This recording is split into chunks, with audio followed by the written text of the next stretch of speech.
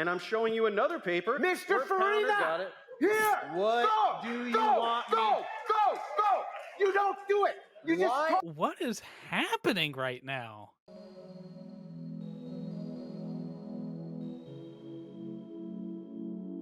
What's up, skeptics? Welcome to another episode of Reason to Doubt, your source for all things skeptical. I'm Jordan, and I am solo today, so I thought I'd do something different and do a debate review.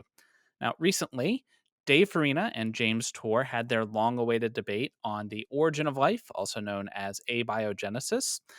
If you don't know who either of those people are, not really important. Their links are in the description. Basically, Dave Farina is a huge science communicator, got a big channel, and James Tour is a chemist and also a totally not a creationist Christian apologist. So it turns out that this debate was the dumpster fire to end all dumpster fires.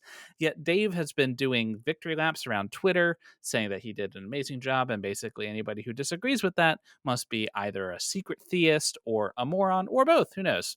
And the reviews of both sides, whether they're for James or for Dave, they seem really reluctant to criticize their guy. So Fine. I'll do it myself.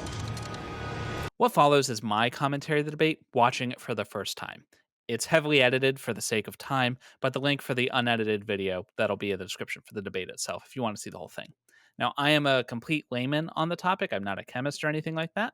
So I'm going to be judging this debate purely in terms of the performance of the debaters, focusing on their rhetoric, on their strategy, and most importantly, on their ability to effectively communicate science to the audience, an audience of non-experts like myself. Dave should have a huge advantage here, right? Because science communicating is his entire job. That's like what he does for a living. So, like, there's no way he's just going to completely forget how to do that, right? Sometimes foreshadowing is relatively obvious. With that in mind, the topic of this debate is, are we clueless about the origin of life? And so that means that all Dave has to do is show that we have a single clue about how life began. And then he'll have made his point. So the bar is basically on the floor. It should be trivial to step over it. Let's see him do it. All right, so Tor is going to lead off with sight. Thank you. Before we get started, I want to do something. Got a gift for Mr. Farina. Now, I was thinking, what could I get such an amazing person? And I got you something that I am sure you do not have. This is something called laser-induced graphene. It was a process we developed in 2013 where a laser can hit any... I thought that he was going to pull out a PhD. It's a way to dunk on Dave. Okay, I'm glad we didn't start that petty at least. Surface that's clueless in the context of my typical usage. We cannot solve any of the 5 criteria needed to make a living cell. None of these can be solved. Mr. Farina has complained that I am a religious man. I'm not just religious, I'm deeply religious. Or as he puts it, I'm a, quote, super Jesus guy, unquote. Well, that's a label that I gladly embrace, and I believe that the Bible is God's word. I never appeal to that book of authority in my academic lectures or scientific discussions. Never, unless specifically asked about my religious convictions, like in a church or a religious podcast. I never couple those to my scientific criticisms of origin of life research. I will not appeal to the Bible, to God, to miracles, to Jesus, the God of the gaps tonight. Often, that's good. As for me, I will stick to the data.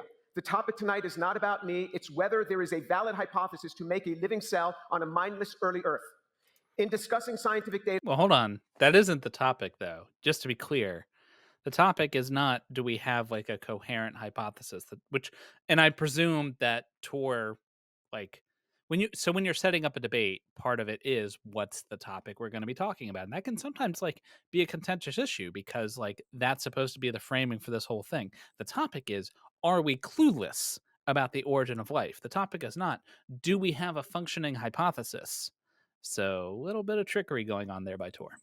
Nobody was present at life's origin, so we will never really know how life originated. But that's not what we're seeking to answer tonight.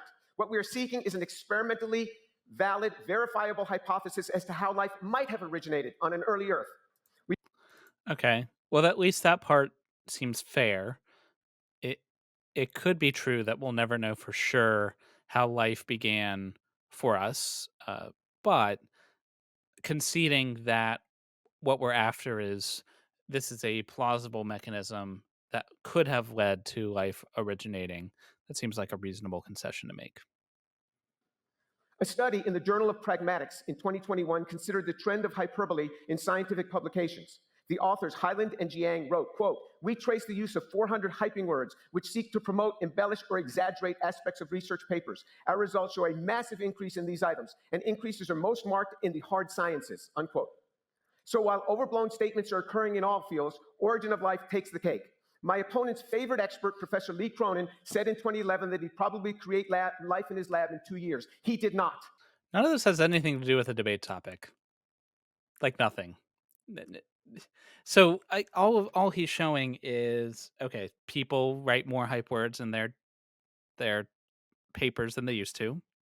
Okay, and people made claims that they create life in their lab before. Like none of that means that we're clueless. I don't know if like he's forgotten what the debate topic is or These are the 5 criteria that have to be experimentally addressed in a prebiotically relevant manner in order to have a valid hypothesis for life's origin. If my opponent is unable to supply all 5 criteria for life, then we're currently clueless on the origin of life. But since I don't think he'll well, that is a crazy definition of the word clueless, and I'm surprised that they didn't hash that out prior to the debate.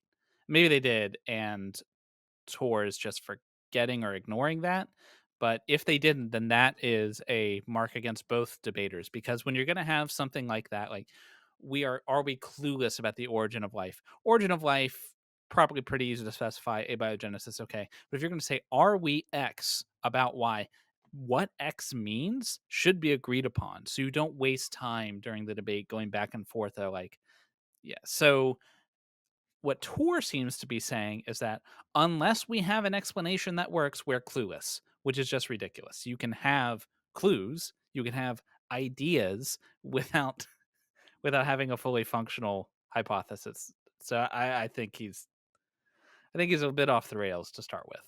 His often cited origin of life expert, Professor Donna Blackman, now acknowledges that there are no known prebiotically relevant autocatalytic reactions that greatly enhance chirality of a substrate. The increases are minor. So, no need to waste our time tonight on. They are giving this debate in a university, so maybe he's assuming that the intended audience is the audience that's right in front of him and they are all students in chemistry or whatever. That's entirely possible. So maybe that's the kind of audience he's intending, but they know that this debate's going to be like published broadly, and so presumably they care about convincing more than just the people literally standing in front of them. And if you're going to throw out a bunch of jargon, then it is a good idea to make fewer points and make them better if you're going to actually convince people, unless you're going to go the Gish Gallop route, which is kind of dishonest. Maybe that's his goal. But if you're going to throw out a bunch of technical jargon, it's a good idea to explain at least minimally what those things mean, because people take points that they understand as stronger and more convincing, even if those points don't actually make sense. So if they can understand the point you're making, or at least they can believe that they understand, even if they don't have a real understanding, but if they can feel like they understand it, then they're probably more likely to be convinced of it. At least that's what I think. My opponent's favorite origin of life expert, Professor Lee Cronin, now writes and says on multiple occasions that, quote, origin of life research is a scam. Lee Cronin, on a Twitter post, October 28th, 2021, repeated verbally on Lex Friedman's podcast. That's where you should definitely go to get all your science. That's where I go to get all the science I should know. So I guess this guy, Lee Cronin, thinks that it's a scam. Okay, cool. I'm looking forward to seeing the data with chemical specificity to propose a valid hypothesis to the 5 criteria needed to build a living cell, thereby overcoming our cluelessness on origin of life. Thank you. That's just a complete, again, he's showing his hand about the ridiculousness of using that as the word clueless. Like, you have to meet these 5 criteria and give me a valid hypothesis that works and like can explain everything so that we're not clueless.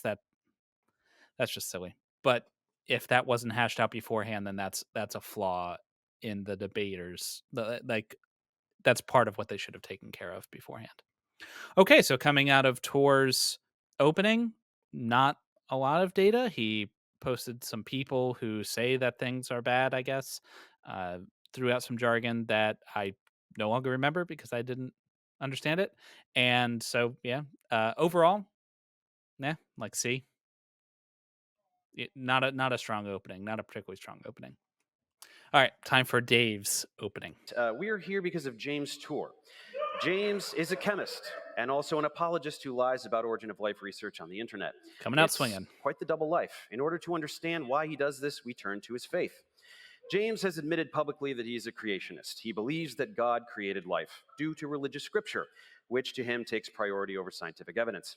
From his website, faith and belief go beyond scientific evidence for this scientist.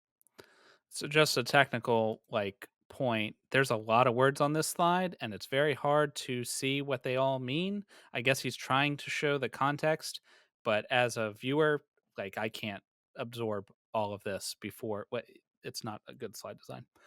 The quote, if you actually read it, which the audience would not be able to read it, would not be able to stop time to read it. So I guess I'm leaving that behind. So Tor says that God created the heavens and the earth, including a man named Adam and a woman named Eve. Okay, so it is valid to point out that Tor is in fact a creationist. I think that's a creationist by any kind of definition. In addition to my chemically based scientific resistance to a macroevolutionary proposal, I am also theologically reticent to embrace it. Okay, well, good to know. So, unsurprisingly, James Tor has theological reasons for not wanting to accept abiogenesis. Anyone who thinks this is not relevant to the discussion is delusional, as James is openly admitting that there's no science that could ever be done that will convince him that life was not directly created by God. He is Well, it's relevant to the extent that James Tor has bias, but is it really relevant to the discussion? I'm not sure how relevant it is. So because the topic is, are we clueless about the origin of life? The topic is not, is James Tor a reasonable person? The topic is not, is James Tor a liar? Or is James Tor, I don't know, a good scientist? None of that is in the debate topic. Maybe that's what Dave's here to discuss. Maybe actually, it's right now. It sounds like neither of them are here to discuss the actual debate topic, and so I don't know. That doesn't bode well, but okay. Of course, James pretends his rhetoric is scientific. He will bring up his H index and list of publications. More important is the fact that none of his research has anything to do with origin of life whatsoever and does not qualify him in this topic. When it comes to this topic, James is a YouTuber. His embarrassing commentary takes place exclusively on YouTube or in-person events for science-illiterate Christians who share his biases and delusions.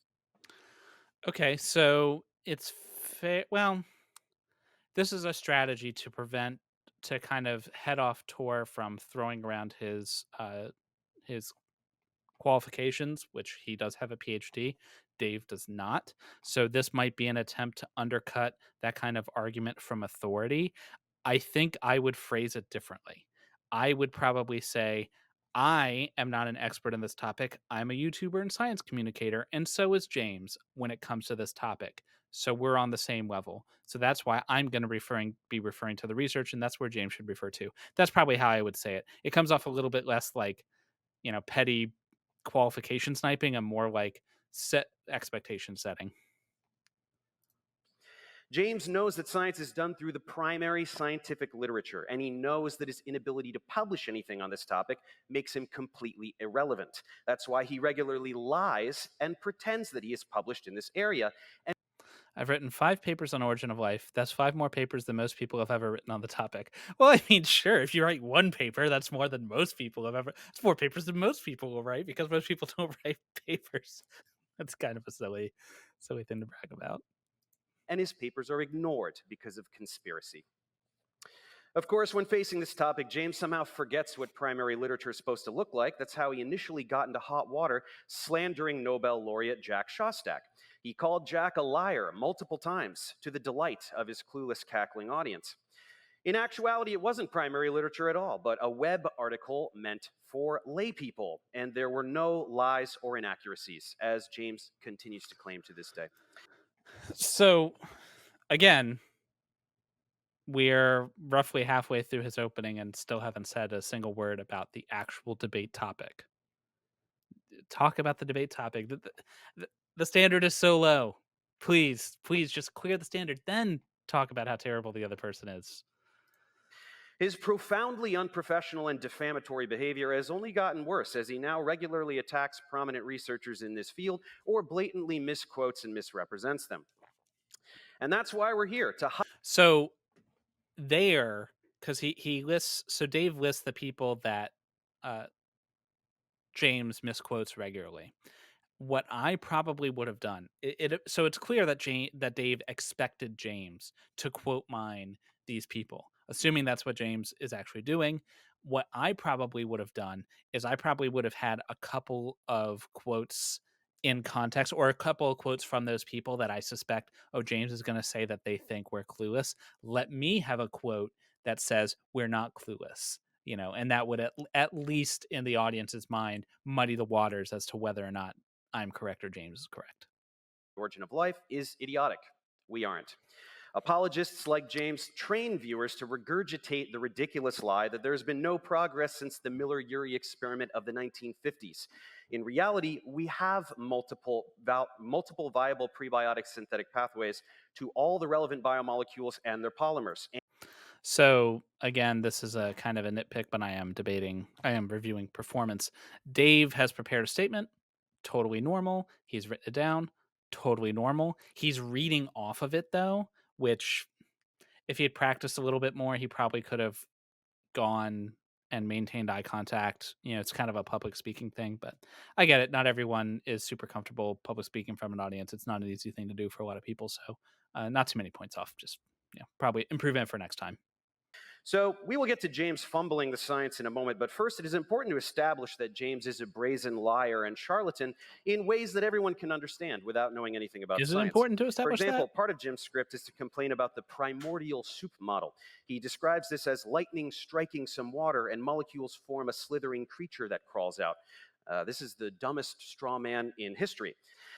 So again, if the debate topic was, is James Tour a liar, then this opening would be rock on. Like this opening would be killing it. That is not the debate topic. The debate topic is, are we clueless about the origin of life? So what are you doing? Okay. Take, for example, this study by Stephen Benner, a researcher James regularly slanders. Here, Benner was showing nucleotide polymerization over basaltic glass to form RNA. James notes that Benner washes the glass thoroughly with hydrogen peroxide and ultra-pure water, and then throws his hands in the air about how this makes the study not prebiotically relevant because he is washing away trace magnesium that would impede nucleotide polymerization on the early Earth. In his profound ignorance, James neglects to realize that basaltic rock is specifically rich in magnesium, information that anyone who had taken Geology 101 would know. Or presumably, Furthermore, he they go wonders to where, oh, Wikipedia. where could one find hydrogen peroxide and ultra-pure water on the early Earth, as though its use makes the study not prebiotically relevant. In reality, these are used to destroy biological material like bacteria that would contaminate the results. So, in fact, the washes are done specifically to make the experiment prebiotically relevant.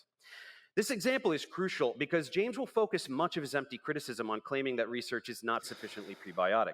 But remember this example where James was so clueless that he does not even understand what the researchers are doing and why. Dave, my brother in Christ, please show me something about the debate topic. I'm dying here. Give me anything. Like, okay. The idea that James can't do something that an undergrad could do is astounding, and whether his brain ceases to function when examining this research, or he is deliberately lying to a gullible audience with no clue what he's talking about, his credibility is reduced to zero with this example alone.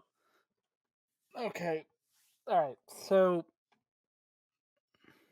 I get undermining the credibility of your interlocutor as a tool. Query whether that's an appropriate thing to do, but if you honestly believe the other person you're talking to is a complete fraud and a liar and you're worried they're just going to lie in this debate, it might be reasonable to show instances where he's lied in the past in order to kind of prime the audience. Some might say poison the well, but let's be charitable here. You don't need to spend 6 minutes doing that though. Like, you only have 10 minutes and we have yet to see a single clue about the origin of life, or at least There's yet to be a clue communicated clearly to the audience. This is a clue about the origin of life that we have, which is all Dave has to do in order to have addressed the point that this debate is supposed to be about. Or unleashes a barrage of insults about how Dave doesn't know chemistry, even though most of his students use my organic chemistry tutorials to get through his unbearable course. Okay, getting a jab in that apparently is popular with the audience there. Cool, fair. It's fair blow. He baselessly shouts hype when his own research is full of hype. He whines about being accused of believing in the God of the gaps when he objectively does. He publicly calls for the halting of an entire field of science he doesn't understand just to shelter his fragile, archaic faith. But today, finally, with no desk to hide behind, every tactic will be elucidated in real time, and he will be made accountable for his lies for everyone to see. I hope you'll enjoy it as much as I will. Are you kidding me right now? Are you kidding me right now? That was your opening? What is going? I need a beer. This is I need a drink. Let's do this. So again, the debate topic is not James Tor is a mean doo-doo face. Like, that is not the debate topic. The debate topic was, are we clueless about the origin of life? Right? That was what we were supposed to be talking about. And James Tor, to his credit, at least tried to talk about it a little bit. He's kind of taken the negative case, so okay, it's not on him to show it. Gamma, your tail is literally right in front of the. You can't have beer, Gamma. Like, okay, so all Dave had 10 minutes to make your case, right? And so when you're making your debate, that is the only time you're going to have, which is guaranteed to be uninterrupted. That is your time to make whatever point you need to make without having anyone giving a blowback, right? Without the other person being able to jump in and rebut anything right live. Dave chose to dedicate all 10 minutes of that to my opponent is a terrible person that I really, really hate. Okay, I get that Dave doesn't like James very much. I get that James is, let's say James is a pathological liar in everything that Dave said. Dave could have dedicated 2 minutes, 4 minutes, heck, half the time to substantiate that, to put like half of that could have been done to say that, okay, James Tor is a bad person. You shouldn't believe anything he says because he's a mean, awful liar who lies. And then in the other 5 minutes, all you would have to do is say, hey, here is a clue we have about the origin of life. Here is one of the pathways. He kind of in passing mentioned that we have these pathways, and he showed a few like screenshots or photos or whatever of like textbooks, and that's it. That's all he's done. So I mean, maybe there was more in there that I just as a dumb idiot didn't understand, but I mean, you're supposed to be a science communicator, Dave. Communicate some science, my guy. But okay, it's fine. He didn't do it in his opening. Maybe he's planning on doing it later. So let's go. We'll ask a question. One of the things that we have to make in order to have life are polypeptides, where we Pulling take out the amino chalk. acids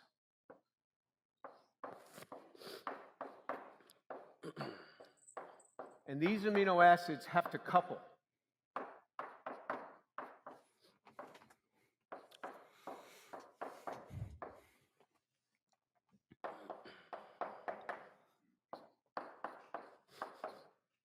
Okay.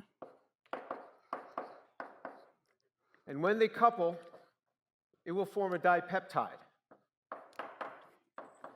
So clearly James knew he was going to do this. I probably would have had this be on a slide, like on the projector, rather than wasting time writing it on the board.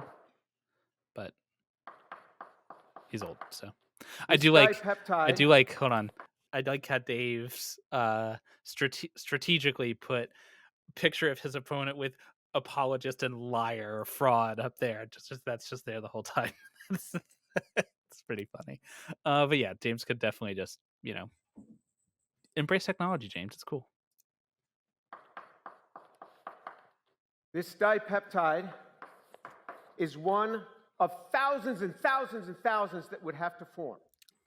Mr. Farina, show me the prebiotic chemistry that would do this coupling. Be my guest. Okay. All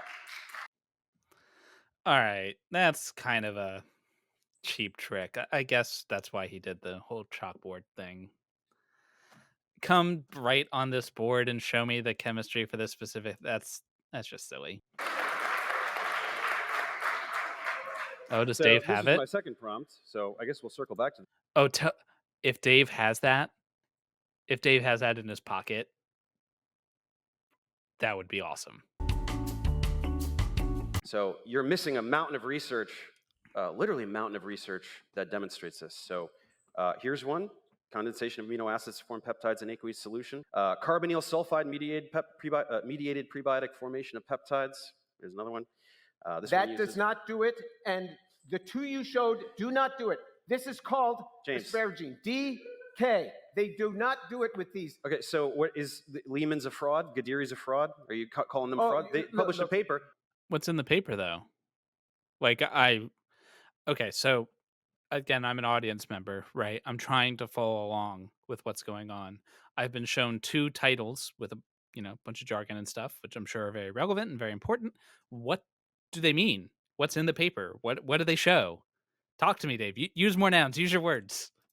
So if you're saying they didn't do that, you're Show me the accusing them of fraud. example in there. I studied this. I looked over every paper you put up. Have never studied anything in this area. Are you kidding me? All you do is go, show me the papers, and then I show you papers. Already, these are sounding like an old married couple. Like this is a fight they have all the time, and we are the uncomfortable like grandchildren who are like, I wish Mama and Papa would stop fighting. That one exactly. Yeah, show me the one exactly that does this in a prebiotic fashion. Okay. I'm asking you to come up and show me the chemistry. James, I don't need to write on the board. I brought actual papers. Which is great. Like if he actually has a paper that does that thing and he can go into the paper and show like this is why and then explain to the audience like kind of breaking it down for a layman, that would be a slam dunk. Oligopeptides. Okay, and it jumps to 80% yield with prebiotic oxidizing agents. But like not with this, because what happens is this would participate, this would participate. You want to do the side chain thing. Of course, I'm speaking to the side chain. This is not There you glycine. go. That's not prebiotically relevant. That has nothing to do with prebiotic. Okay, how about this one? That sulfur compound was made separately in dichloromethane. What are you talking about? Like, guys, there's an audience here. I'd just like to speak up for the other idiots in the audience. I have no idea what either of them are talking about right now. It doesn't matter what solvent they use. No, HOBT was the compound, that SH compound that you just showed was made in a separate reaction. James made an objection. I'm trying to parse it out. I think what he's saying is that okay, so what I think is happening here is Dave's like, hey, this paper does the thing, and James is like, it's not relevant for this reason. And now I don't know, man. But he did this. He does not with do all an side amino acid coupling. He's got. What are you talking about? Prebiotic catalytic peptide ligation. By the way, you pretend that there are no papers that show any peptide formation in water. I just showed you a ton. You're shifting the goalpost by complaining about the side chains. How am I shifting the goalpost? Cannot. But he did. Counter didn't do it with the active side chains. He used an amino nitrile. Okay. There are no amino acids. No, James, you're talking about.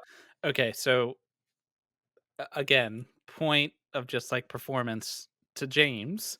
I'm sure his objections are super relevant and insightful or whatever, I guess. But like, okay, you can't do it with the side chains. Why? Why is that relevant? I'm sure he understands. I'm sure Dave understands. I'm sure all this audience understands. But the 100,000 people who've seen it, I'm willing to bet most of them don't know what's happening right now. And if either one of these people would just take their time, if just as a debater, if they would say, just ignore the other person for a minute and say, hey, audience, here is what he just said in layman's terms, and here's what that means and why it's wrong, you'd win so many more points with the audience. That would blow away anything the other person said. And then what James is going to do, here's how it would go. James barks out a bunch of jargon and complains and is like getting loud and shrill. And then Dave says, here is what he just said. Here's what it means in layman's terms, and here's why it's wrong. And then James is going to fly off the handle and like, oh, no, it won't work because jargon. And then Dave says, okay, and here's what that meant, and here's why it's wrong. At that point, it doesn't even matter if Dave is right. The audience is going to believe him because he's the one that's talking to the audience while the other person's just yelling. So that's if you wanted to win the debate, that's what you'd be doing. A completely different paper. Peptide ligation by chemoselective amino-nitrile coupling in water. That's an amino-nitrile. That is a different paper. It's not amino acid coupling. You have peptides. You have amino acids condensing. That's peptide formation. He's figuring out a different synthetic pathway that doesn't do coupling. Again, break it down to layman's terms. When you're in a debate, you are not talking to the other person. You are literally talking to the other person, but they are not your audience. Dave Farina is never, ever, ever going to convince James Torr of anything. And James Torr is never going to convince Dave Farina of anything. That is not your audience. The person you are trying to convince is the person who is watching you either in the audience now or later on YouTube or whatever.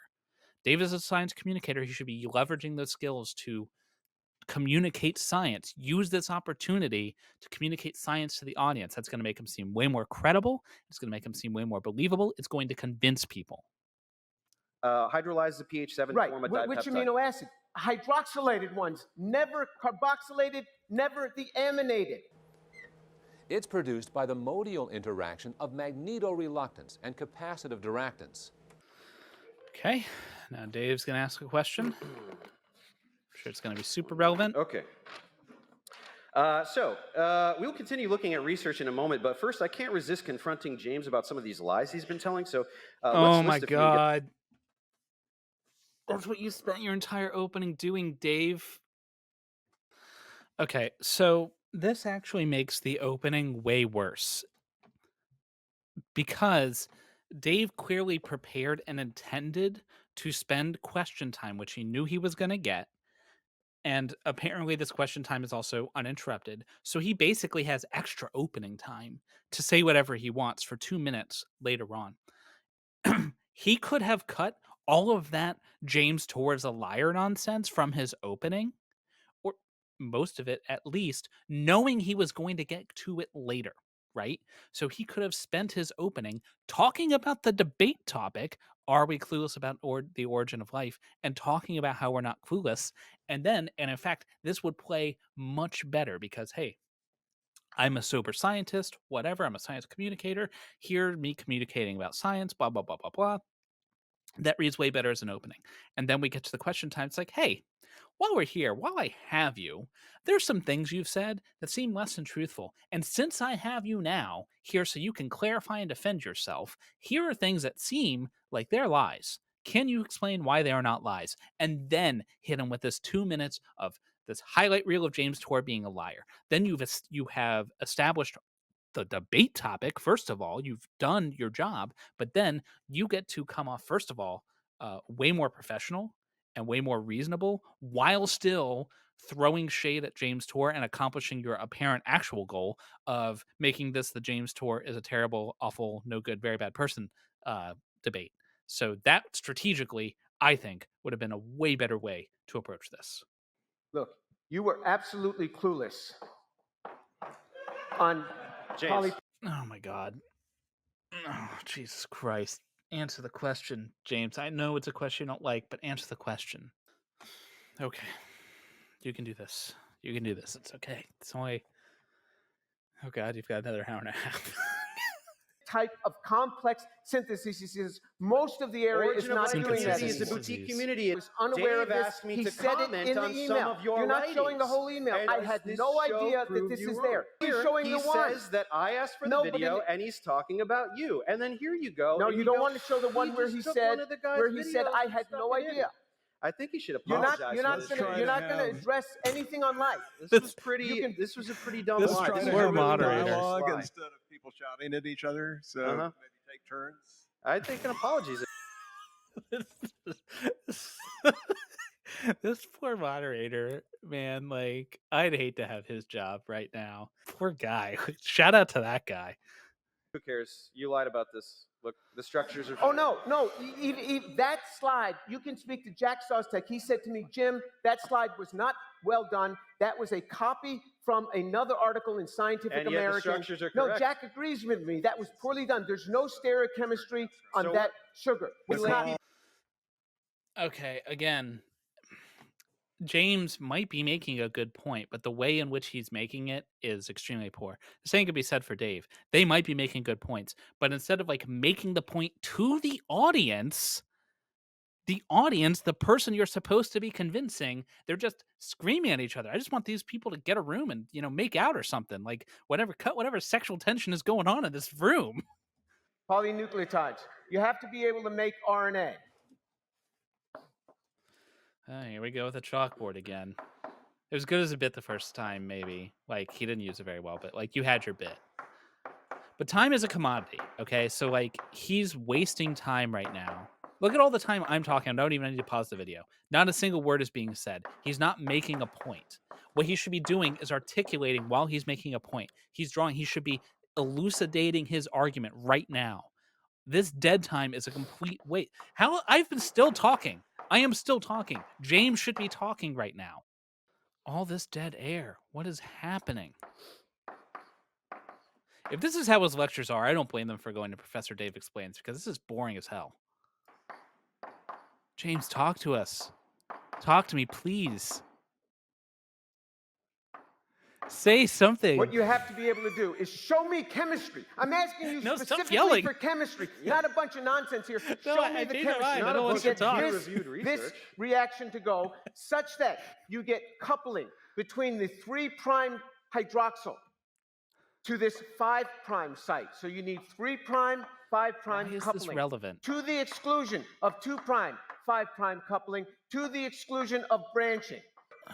Why do I care about branching and I'm sure they're important. Like, but why should I care? I don't know. I don't know why I should care. Explain it to me, please. Someone on stage, please communicate some science to me. I am begging you, please. I want to learn something. So we're talking about RNAs that still have catalytic behavior, despite having a mixture of 2,5 and 3'. His amount of 2,5 What does that to mean? 3'5 is not 30 to 70%. If you have What does that mean? Have a 0.1%, you're okay because you'll have Why? runs, but not 30 to 70%. Why? Show me the amount. The And research Benner shows never told us how much is there. functional RNAs. So it doesn't matter how much 2', doesn't matter how Oh, much it certainly He's does. allowing them why to does it do not What about matter? branching? Why does it not Oh matter? my God. It's not there. It's not Let's there. see. Why does the Nobody branching has matter? ever done this prebiotically. You're going to be looking through your papers Explain a long time. a It's never term. been done. Guys. Without an James, enzyme, it has never You been are completely clueless. It's This over. has been done. It's over. You can't make RNA. There's no life. You can't. Why are they clapping? Okay, maybe they understand this. I don't know. Whatever. It doesn't matter.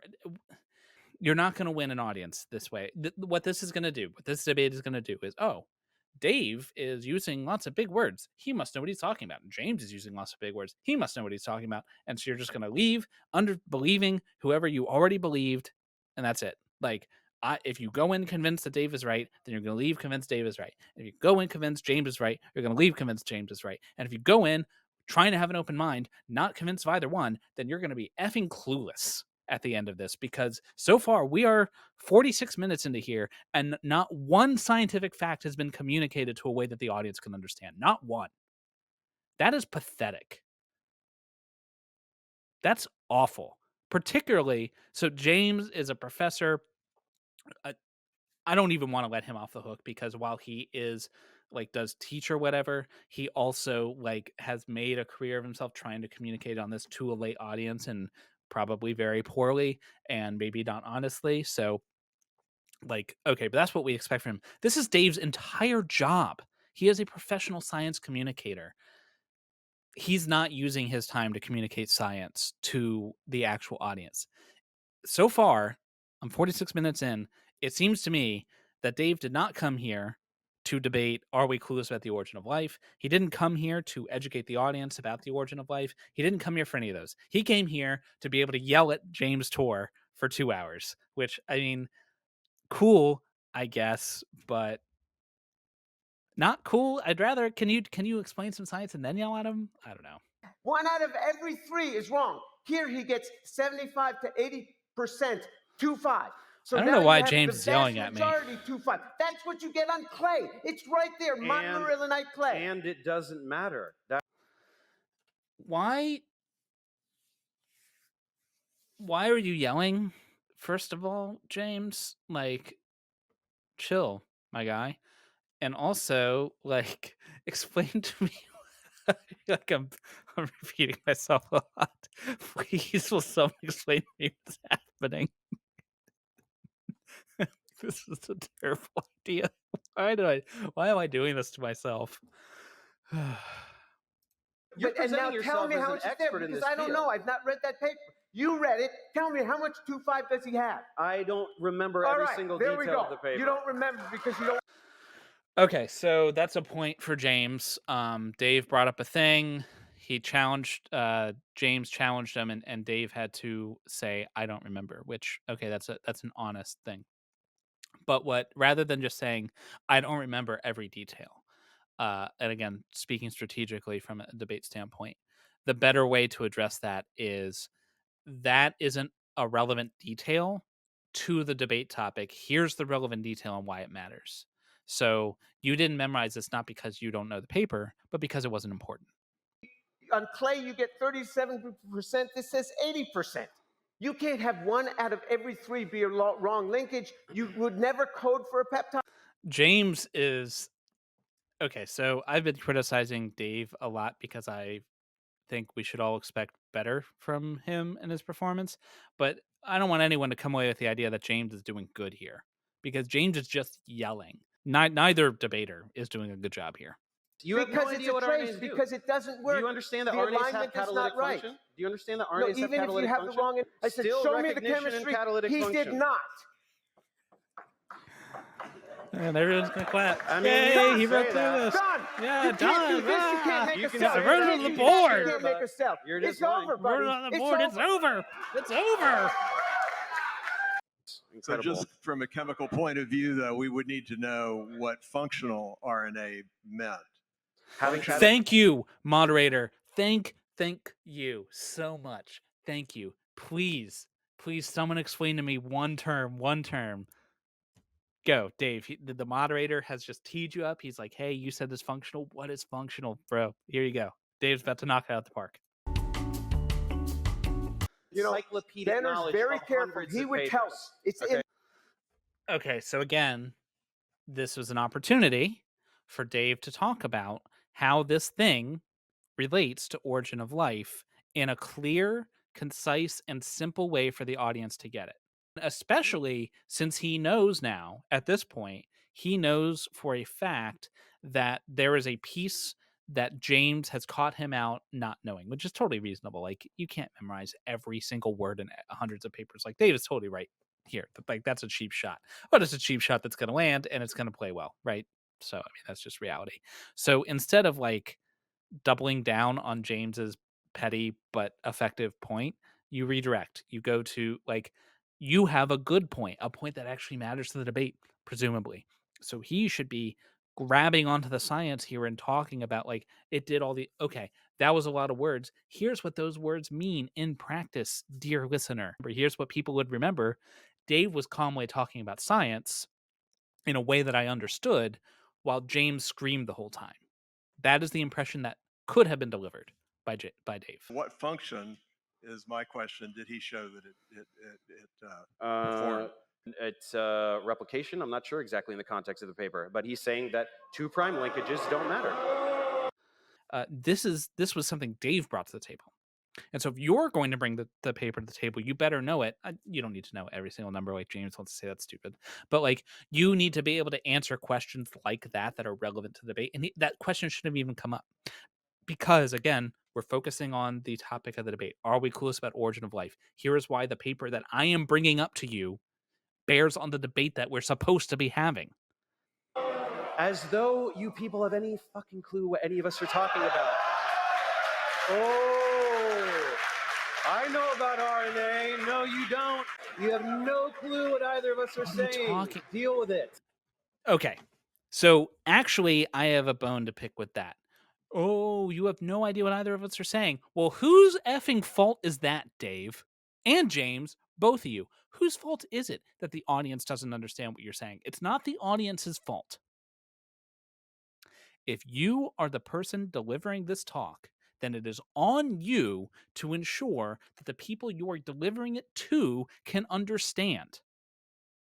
If your audience doesn't understand what you are saying, it is not the audience's fault. That is your failure as a person delivering this talk, as an interlocutor, as a person trying to win over the audience. If the audience cannot understand you, then they are not going to be convinced. So this is not the flex you think it is, Dave, that the audience doesn't understand. I get what you're saying is that the audience is full of idiots or clapping seals or whatever, but that is not the message you're delivering. The message you're delivering is I didn't do a good job communicating science, but I'm going to blame you for it. And you're all pretending to understand Yes, right now. lady. Yes, old Google? grandmother. Okay. Please save All right, yourself. run while you still let's go to can. the next round, Dave. You're next. Let's talk about biomolecules. Amino acids are ubiquitous and even form in space, and Strecker-like synthetic pathways have been known for decades. Here are some of the papers that we've been talking about. He keeps trying to talk about side chains because he hasn't admitted yet that this does happen. Peptide formation with prebiotic chemical activators. There are countless studies generating this.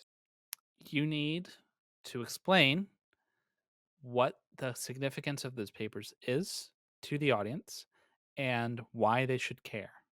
Running reactions under argon, which is done specifically to avoid contact with the oxygen that wasn't present on the earlier. Is that supposed to have a second oxygen? H2O2? Is it supposed to be water? I don't know. Dave doesn't explain, so I guess it'll be a mystery forever. In general, he ignores decades of research and just spews his script about how we don't know how to get these molecules. But we do. So let's continue talking about this. Is there a question? I didn't hear a question. I don't know. I think we'll just continue with our regularly scheduled screaming match, so I'm sure it'll be fine. He never used the ones that have the carboxylic acid, the aspartic acid that I told you. He never used the lysine. Yeah. This is the paper. Oh. That's why you couldn't get up, You are because shifting this the didn't goalposts. solve it. Oh my I god. read- Oh my god, what is happening? Explain any of these words. Either of you. Why does it matter? Why does any of this matter? Nothing matters. Nothing matters. Life is a lie, and we're all just wasting time until we embrace the endless expanse of the void, which at this moment cannot come soon enough. You said James, it was no. You said amino acid, you said sulfur peptide formation trioxide, in water dipeptide. was exergonic. In the very paper when you were showing Lee Cronin's work, where he showed delta G was positive, it was endogonic. You said it's exergonic. No, I didn't say it was exergonic. What the You hell are you talking absolutely- Why about? would he say it's exergonic? What kind of idiot do you think he is saying it's exergonic? How dare you, sir? How dare you insinuate that I said it was exergonic? None of them bear a carboxylic acid side chain. None of them bear an amine side chain. Don't you Again. see how he cherry? And if it doesn't have a side chain, then like why would we even be talking about it, right? There's no side chain. So yeah, totally, yeah, ridiculous. No side chain. So. I only remember this one. Do you have another question for me? Huh? You have another question for me? You'll never be able to convince me that James is sober. Right? You're just shifting the goalposts about lysine, and I'm showing you another paper. Mr. where Pounder Farina! got it. Here! What go, do you go, want me- go, go, go! You don't do it! You just Why? talk, What is happening right now? This is something else. talk. Why Show would me I the chemistry. Why would I try to draw I told you I would speak structures? to you as I would speak to any James, graduate student. Oh man, I hope he does not speak to his graduate students this way. Yeah, please do not. Your grad students are hardworking and underpaid. They don't deserve to be screamed at. Don't scream at them. None of you have any capacity to read this literature, and you're just blindly believing Okay, James. You have no idea what he's let's- talking But Dave is asking us to blindly believe him. So Dave is giving a bunch of stuff, but not explaining the relevance of any of it. Yeah, not great science communicating. If something's bigger than 10 to the 50th, you don't have enough time in the universe. Here you If something is 10 to the 50th, you don't have enough time in the universe to do what? I see that number cited a lot, but I never see anybody like explaining why. I'm sure James is about to go into an in-depth explanation as to exactly why that matters, and really just break down all his terms so his audience knows that. I'm in fact sure he is not going to do any of those things. But don't worry, Dave won't either. You wouldn't have enough time in a billion universes. Wow, that's a lot of universes. Is there any chemistry that you can show me that's prebiotically relevant show with the that would chalk. do this coupling? And Don't you you will say, dare do it any other "Oh, way." I argue that only enzymes can do this. You don't have any enzymes because you couldn't make them Stop here. You yelling. couldn't make them there. No enzymes. You're lost. This could easily be him just like yelling at himself. Like it may as well be for all the value we're getting out of it. Mr. Farina, show us the data. Show us the data. Why And are you said you read the yelling? paper and you couldn't find an enzyme that exists today. Yes. And is the product of 4 billion years or however many billion years of evolution. Not sure when this exactly came about. Is it possible that another enzyme that doesn't have this exact sequence could perform this chemistry? Yeah? Well, let's take That's a a look critical at that. point there. I mean, or you could just answer the let me question. tell you something. Let's That's take a a look. critical point that Dave shouldn't have waited an hour and 5 minutes to bring up, because creationists often and intelligent design advocates or whatever, they often want to point to the thing that does a thing today and say, look, the thing that exists today is super complicated, therefore it couldn't have evolved, right? Or like in order to do this function, you need this super complicated thing. But they're saying that's what you need today. But when we're talking about the origin of life or very early life, we don't need this super complicated thing necessarily to do the function at all. So the super complicated thing does the function really well, but maybe you don't need to do it really well. Maybe you need to just do it okay or just barely in order to get by, in order to successfully reproduce sometimes, which that's all you need in order to have life evolve and then move on from there. And so you don't want to look at something that happens today and say an anchor to that.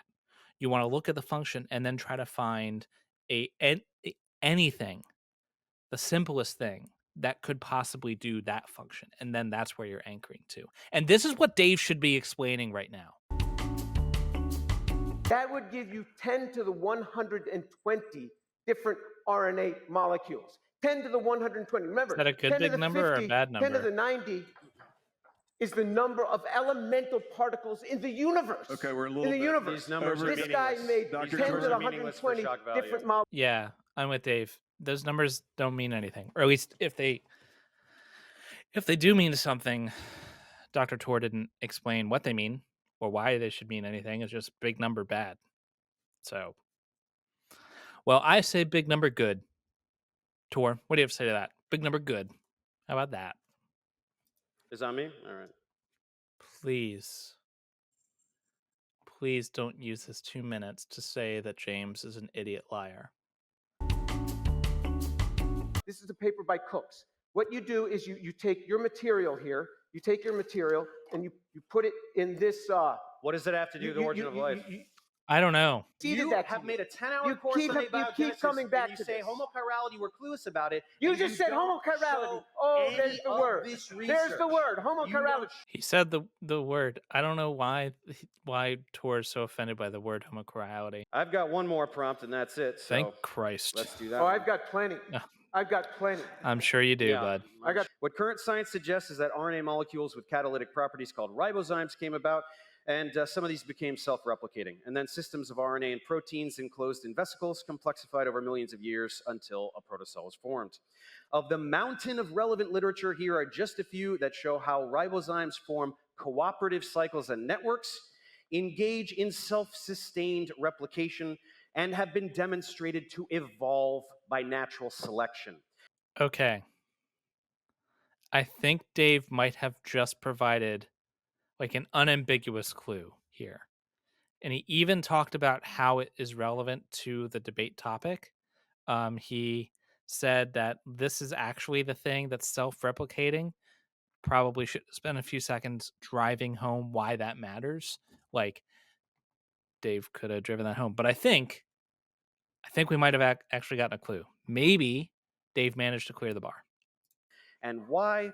Because self-replicating molecules that evolve by natural selection, that sounds just a little too relevant to the origin of life, now doesn't it?